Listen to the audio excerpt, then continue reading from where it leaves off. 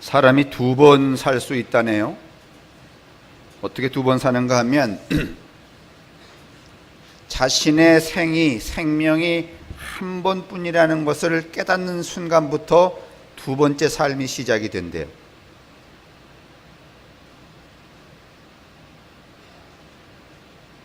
저거 맞는 말이에요, 저거? 그냥 개떼해는 가는 거잖아요. 그 잘 가게. 또 돼지띠가 와요, 안 와요? 그러니까 어떻게 한다고?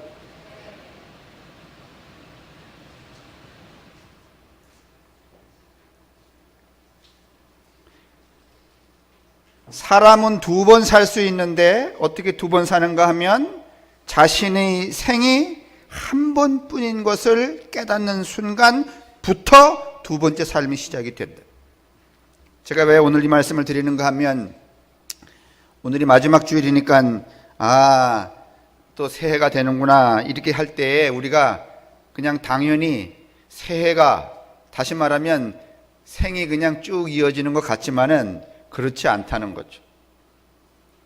이렇게 관성적으로 생각하는 것보다는 내 생이 한 번밖에 없구나라고 하는 이 깨달음의 시간이 오늘 이 시간이어야 한다는 생각 때문에 오늘 이 말씀을 드렸어요.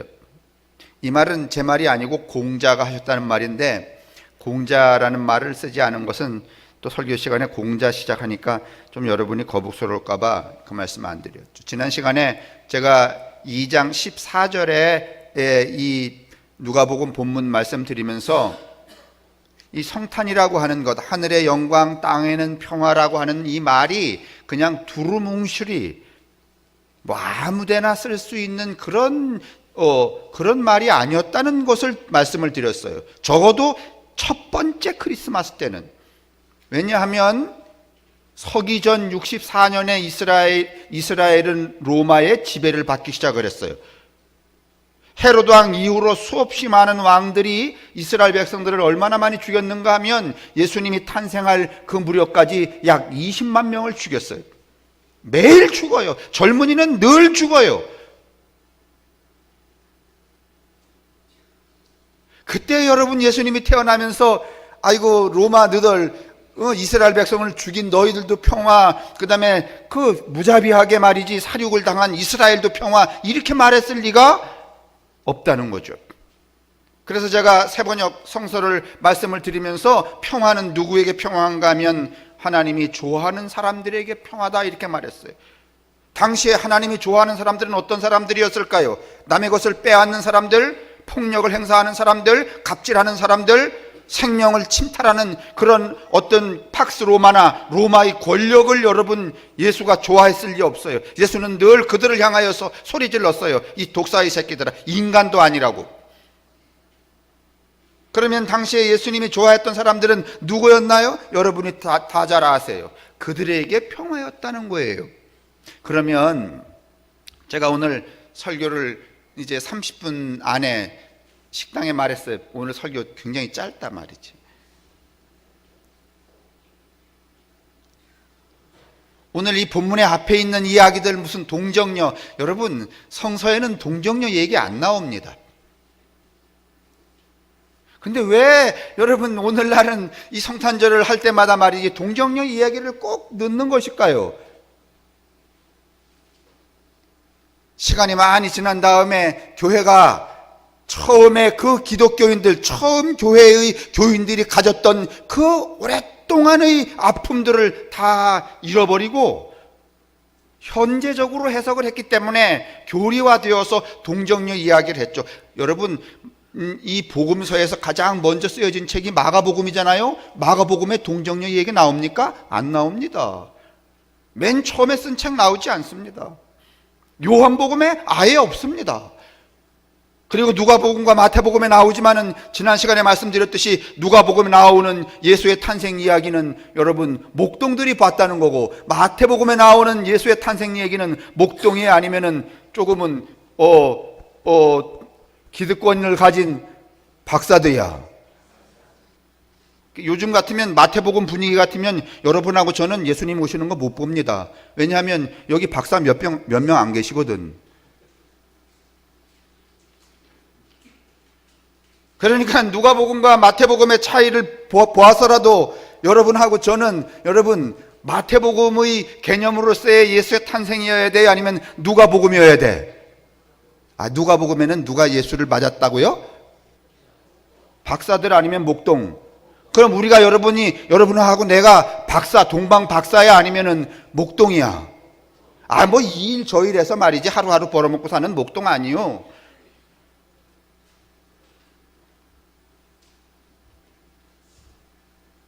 지난 시간에 그 얘기 드렸어요? 그러면 오늘 제가 드리고 싶은 얘기는 이런 관점에서 마리아가 불렀다는 노래를 다시 보잔 말이죠. 그러면 과연 마리아가 우리가 생각하는 것처럼 순종적인 사람인지 아니면 그냥 마음에 말이지 그래 한번 내가 내가 낳는 아이를 통하여서 세상을 한번 뒤집어 버리라 라고 세상을 뒤집어 엎을 마음을 갖는 그런 결심의 체제 전복적인 아주 저항적이고 그 다음에 유관순 같은 그런 여인이었는지 한번 그 2장 14절을 근거로 해서 1장 46절 오늘 여기 나와 있는 내용을 다시 보자는 뜻에서 오늘 이 말씀을 다시 드리는 거예요. 자, 여러분 46절 오늘 함권사님이 읽은 그 본문 먼저 열어주세요. 다시 한번 본문 띄워주시든지 여기다.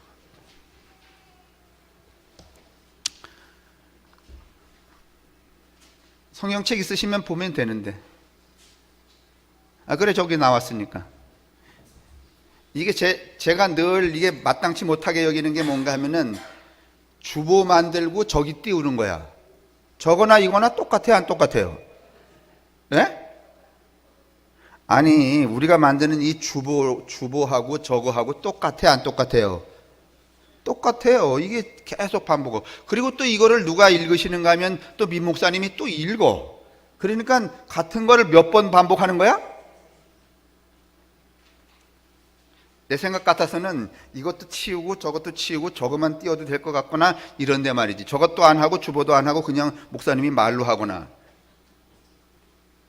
그러다 여러분이 교회 안 나올까 봐 그냥 하는 거야. 이 관성이라는 게 얼마나 나쁜지 여러분 빨리 깨달아야 돼요.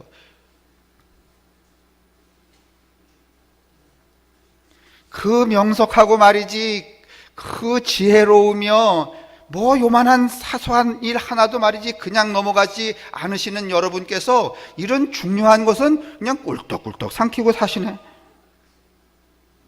참 아이러니야. 나는 이런 마음이 이만큼 있는데 여러분 중에 두 분이라도 아유 목사님 그건 참 계속해서 이렇게 반복되는 거니까 낭비입니다.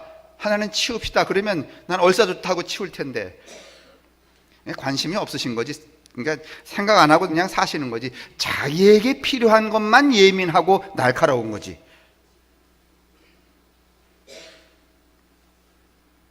여하튼 뭐 이제 마지막 마당에 뭐 그거 여러분에게 자꾸 가르쳐서 뭐 하겠습니까? 그냥 되는 대로 살다 죽어야지. 자 46절 읽으십시오. 시작. 내 마음이 하나님 내 구주를 기뻐하였음은 48절.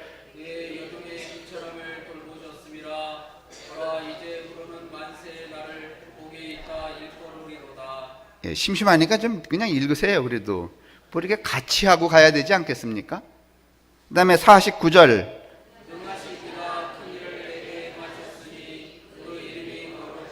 50절. 자, 이제 51절부터 문제예요. 자, 조금 전에 제가 무슨 얘기 드렸는가 하면 이 마리아가 아기 예수를 잉태하기 그때의 그 분위기는 여러분 남자아이를 낳아서 키우면은 여러분 무슨 뭐 공부 열심히 해서 춘고 가고 설대학 가고 출세하고 이럴 분위기야? 아니면은 남자아이 낳으면 틀림없이 또 독립운동을 위하여서 선봉장에 나섰다가 십자가에 처형을 당하거나 목숨을 잃을 처지야. 이때 당시에 여러분, 제가 말했잖아요. 갈릴리의 주도인 세포리스에는 여러분 매번 청년들이 여러분 봉기를 해요. 독립운동을 해요. 생각이 있는 유대인들은 그 또 동포주의가 크잖아요. 틈만 나면 여러분 이스라엘의 젊은이들이 십자가에 달려서 봉기를 해서 말이 죽어가요. 어머니들이 막 노심초사한 거야. 여러분, 머슴의 새끼만 나면은 다 거기 나가서 뭘 바치고 있으니까.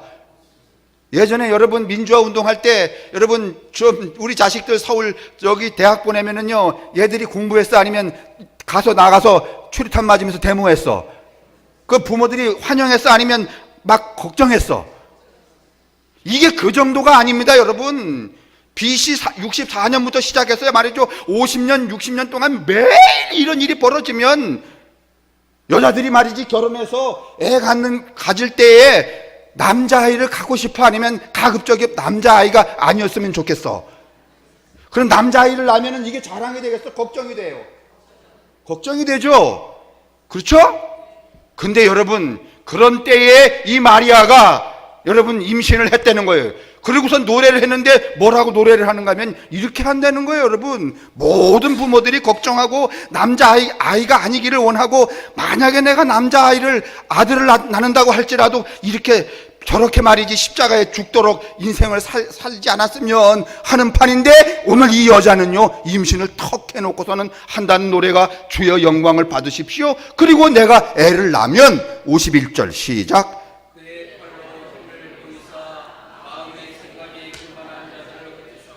자, 뭐라고 하는가 하면 내가 남자아이를 배워서 그걸 낳으면 하나님이 저에게 큰 힘을 주셔서 어떻게 하시고?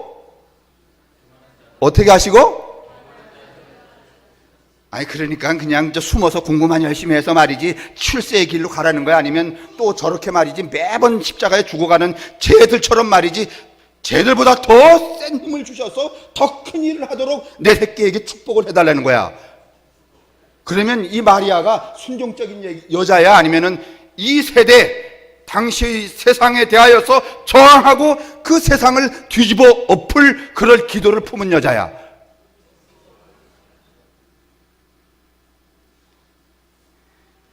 요새 이런 어머니들 계셔요? 야, 여러분은 이제 저기 어디 빵집에 가고 찻집에 가서 막 늘 이야기할 거야. 아유, 세상이 이 모양 되어서 어쩌나 말이지. 막 그 얘기 안 하시오? 예? 그러면서 이제 이런 얘기하는 여자분이 계신지 몰라요. 나도 이 나이가 늙었지만은 남자 하나 아이 하나 가져서 말이지 그 아이로 하여금 이 더러워지는 세상을, 이 엉망인 세상을 확 뒤집어 엎는 애새끼 하나 낳고 싶다, 이렇게 말하는 찻집에서 빵집에서 말하는 어머니 아니면 있어? 다 세상 욕하지만은 지 새끼는 그 세상에 희생제물이 되지 않기를 바라는 게 어미의 마음이 아니에요. 그렇게 살아요, 안 살아요? 그런데 오늘 이 마리아라고 하는 어미는 이런 마음이 아니라는 거야.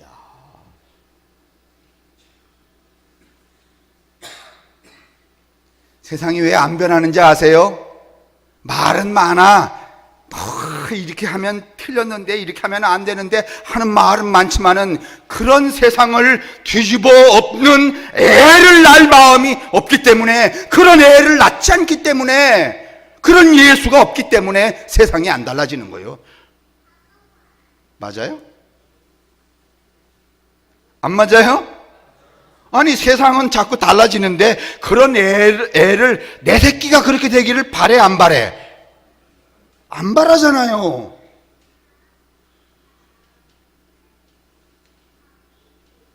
(52절을) 보세요 여러분. 51절 이렇게 말하고 52절 또 뭐 어떻게 한대요? 52절 시작.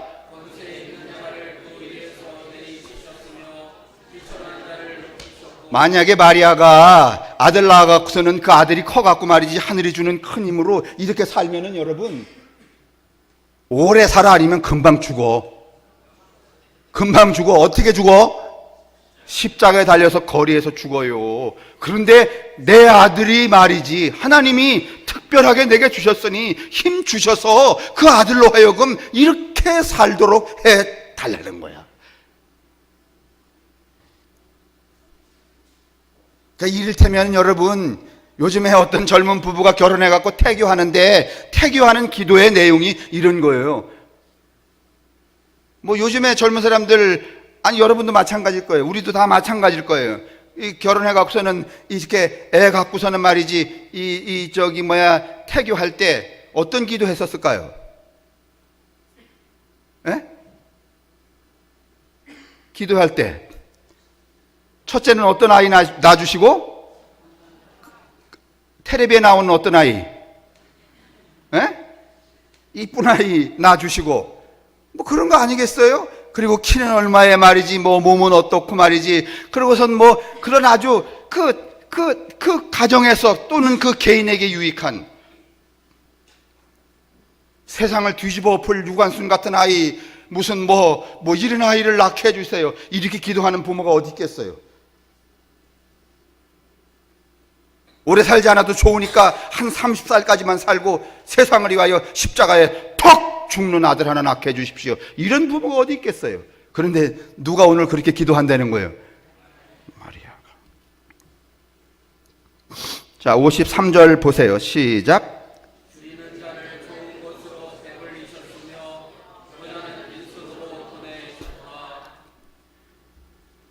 여러분, 하나님이 그렇게 하신다는 게 아니라 오늘 이 마리아의 기도의 내용은 자기가 갖는 아이로 하여금 하나님이 큰 힘을 주셔서 그런 삶을 살게 한다는 거예요. 그런 삶을 살도록 해달라는 거예요.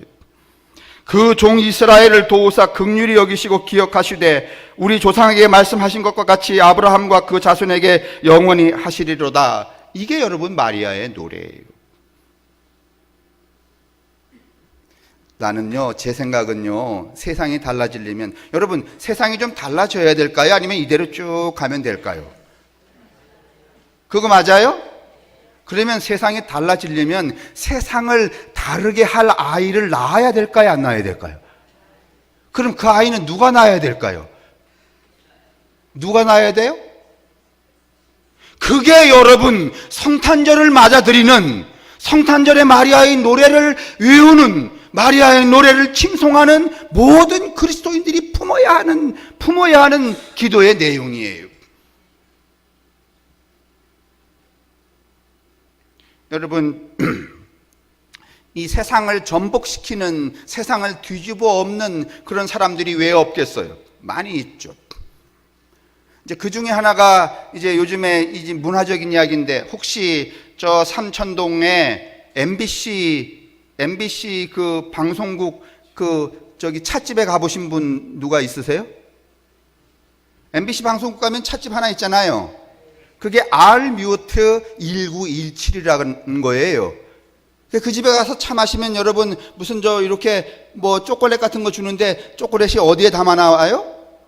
변기에 담아 나오잖아요. 그걸 변기예요. 그게 뭔가면 마르셀 듀상이라는 사람이 여러분 만들어낸 이를테면 미술 작품이에요.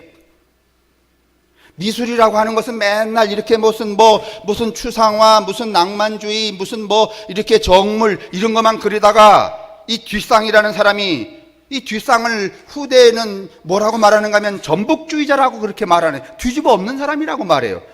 아니 미술이 꼭 이렇게 해야만 되는가? 어느 날 여러분 항공 전시회 갔다가 프로펠러를 보면서 이것도 미술이다 그렇게 생각해서 만들어낸 게 그 알뮤트라고 하는 변기예요. 그걸 뭔가면 레디메이드 아트라고 그러는 거예요. 다시 말하면 예술가가 예술가의 눈으로 그렇게 이렇게 페인트 칠하는 게 아니라 이런 실생활용품을 예술화시킨 것. 다시 말하면 기존에 이렇게 쭉 내려오던 어떤 관념, 가치 이런 것들을 확 뒤집어 엎은 사람이 누군가면 이 소위 말하면 마르셀 듀상이라는 사람이에요. 그래서 제가 여러분에게 이제 권면을 드리는데, 제 이야기 들으시고 그 MBC 그 찻집에, 근데 거기서 사실은 선전비 받은 거 없어요. 저도 가본 지 아주 오래됐기 때문에 있는지 잘 모르겠지만은, 아직 있다면 그 찻집에 한번 가셔서 차 드세요. 경치도 좋지만은 그게 알뮤트라는 거예요. 그 듀상의 여러분 그 작품의 이름이에요. 그런데 또 거기 들리신 다음에, 저도 가본 적 없어요. 그냥 이렇게 신문 기사에 봤는데 삼청동 국립현대미술관의 마르셀 듀상의 작품 이 레드메이드 아트가 150점을 여러분 지금 가져와서 전시를 한대요. 내년 4월 달까지 한다니까 시간이 좀 있으니까 여러분 속별로 좀 이렇게 해서 여러분의 무슨 미술에 관한 한 시선을 넓히라는 게 아니라 그 마르셀 듀상이라는 사람이 어떤 사람인가 하면 그 듀상은 뭐라고 말하는가 하면 뒤집어 엎고 뒤집어 엎으라야 구호가. 그리고 너 자신을 파괴하라야. 그 뒤집어 엎고 뒤집어 엎으라 그 얘기 들으니까 오늘 누가 딱 생각나는 거야? 제가 드리려고 하는 거 이야기야. 마리아는 순정적으로 그냥 시키는 대로 하겠습니다. 아멘. 요딴 여자가 아니라는 거야. 눈에 불을 켜고 말이지 엉망진창으로 돌아가는 그 고통 중에 빠져 있는 이스라엘과 자신을 병치시켜서 내가 연약한 여자의 몸이지만은 어떻게 하면 이 처참한 세상을 어떻게 볼까? 뒤집어 엎어볼까? 하고 자신에게 잉태가 되었을 때 잉태된 아이를 이렇게 여러분 아이가 이러한 삶을 살기를 촉망하며 하늘에 기도했던 노래를 불렀다는 거예요. 오늘 세상이 여러분 새로워지려면 누가 필요한가 하면 이 마리아와 같은 전복적 의식과 사고를 가진 그렇게 행동하는 여러분 여자들이 필요하다는 게 제 생각이에요. 뒤집어 엎고 또 뒤집어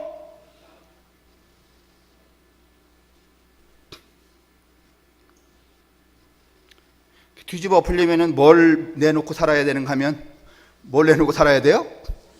예수님도 여러분 그 불의한 세상을 뭐 하려고 하시다가 뒤집어 엎으려고 하시다가 어떻게 하신 거야? 돌아간 거잖아요.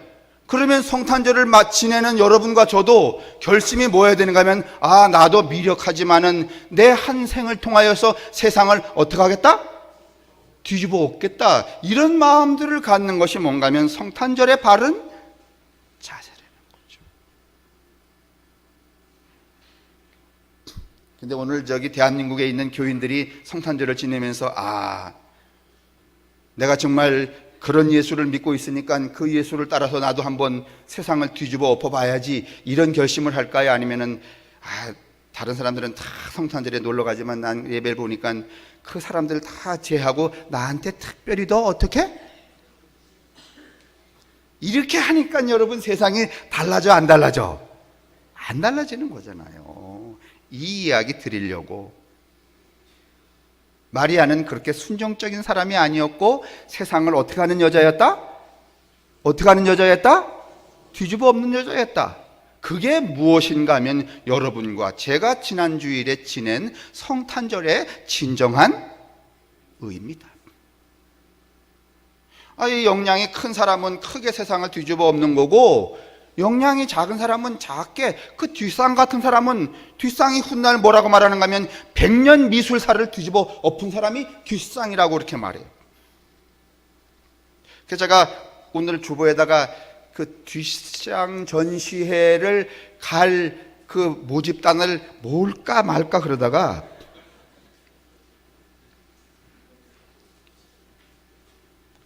그걸 또 제가 그것까지 해야 되겠어. 그냥 알아서 속별로 가시든지 이렇게 하시는 게 좋겠어요.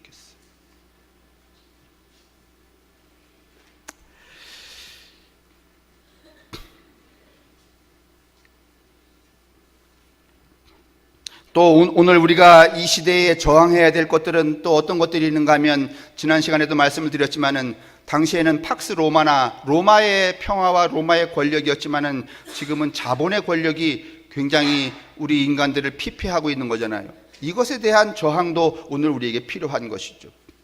오늘 여러분과 제가 이제 이 마지막 예배를 보면서 성탄절 지난 한 주간 그냥 성탄 예배 끝나고 나면 그저 또 잊어버렸다가 또 1년 만에 또 성탄을 기억하고 이렇게 하기 때문에 다시 한번 복귀하느라고 이 말씀을 드렸습니다.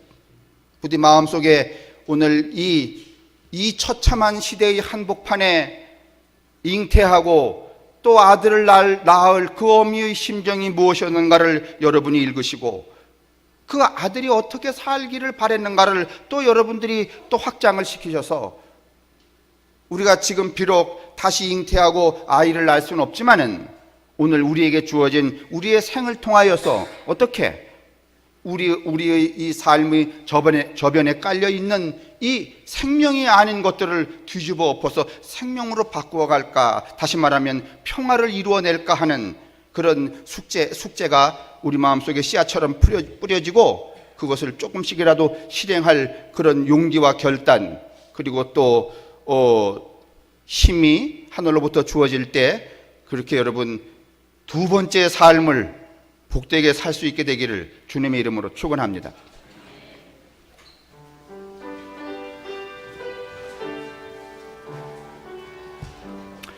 하나님 아버지, 저희들은 서기 1세기경 예수님이 탄생하시던 그 시절의 정황과는 정반대인 이제 사회 현상 속에서 살고 있습니다. 그래서 그 1세기의 언어와 1세기의 정황 속에 담겨진 뜻들을 다 뒤로 한 채 오늘 이 시대에 필요한 탐욕의 언어로만 당신의 말씀을 읽으며 또 당신의 말씀을 새기며 그것들을 실행하며 살려고 합니다. 세상은 조금도 달라지지 않고 인간들은 점점 더 이제 진리로부터 생명으로부터 멀어지고 있습니다. 오늘 이 시점에 맞는 저희들의 성탄절이 오늘 부디 이제 우리 속에 다시 새겨지게 도우시고, 그래서 그 성탄에 태어나셨던 그 1세기의 예수께서 구현하시려고 했던 그 진리의 삶이 오늘 이 시대 당신의 자녀들로 하여금 새롭게 다시 구현될 수 있도록, 그래서 하나님의 뜻이 그때도 이루어진 것처럼 2000년이 지난 이 시대 우리들의 삶의 한복판에서도 이루어질 수 있도록 축복하여 주옵소서. 우리가 생이 한 번뿐인 것을 자각하고 두 번째의 삶을 시작하게 되는 이제 새해를 맞게 될 때에 올해보다는 조금 더 달라진, 그리고 결심한 그런 새해로 당신의 사랑하는 모든 성도들이 살아가게 되어서 더 없는 그 새로움의 기쁨과 행복이 우리들의 성도들의 삶과 가정을 충만하게 채울 수 있도록 인도하여 주옵소서. 성부와 성자와 성령의 복내리심과 또 인도하심이 우리에게와 우리의 가족들과 우리의 이웃들에게 언제나 함께 하시기를 간절히 축원합니다. 아멘.